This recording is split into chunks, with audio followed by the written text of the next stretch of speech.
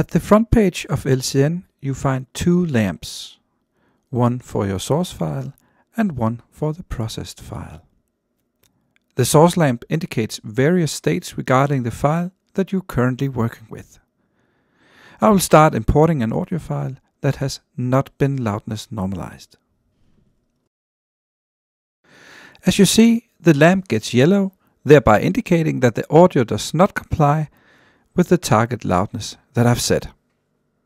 My target loudness is -23 LUFS, but my audio file is -19.6, and that's what gets me the yellow lamp.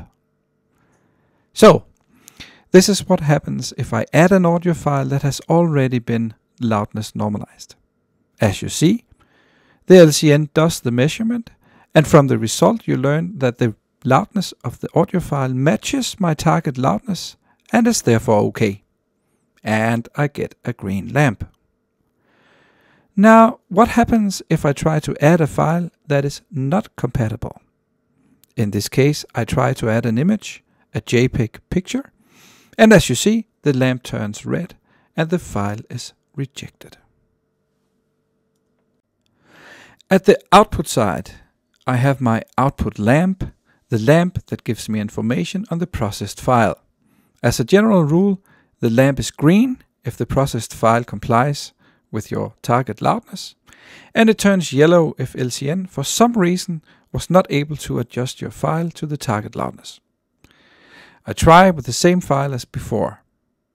The loudness of that file was -19.6, and as you can see after processing, the file is now -23 and I get the green OK lamp. Now, there are some situations where LCN is not able to hit the loudness target. This happens when some of your settings prevents it from doing so. In this example, the original audio was -19.6, and therefore, to get to -23, LCN would need to reduce the audio gain with 3.4 dB. Now, my max reduction sets a limit for how much LCN is allowed to reduce the loudness.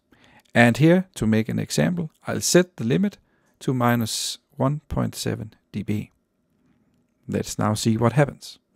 As you see, LCN has not hit our loudness target, which was -23 LUFS. And because it did not hit my target loudness, I get a yellow indication instead of the green.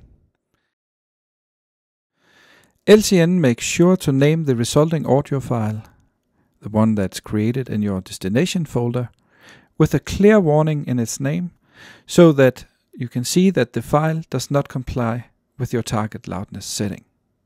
This is especially cool when LCN runs in watch folder mode. There are a couple more settings that can prevent LCN from hitting the target loudness.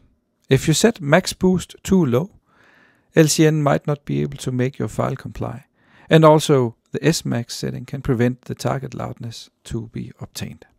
In rare cases, the settings of the true peak limiter can prevent LCN from processing your audio to the target loudness also.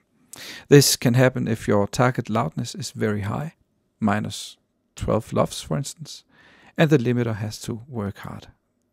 When the limiter works hard, it reduces the loudness, and therefore you won't hit your loudness target.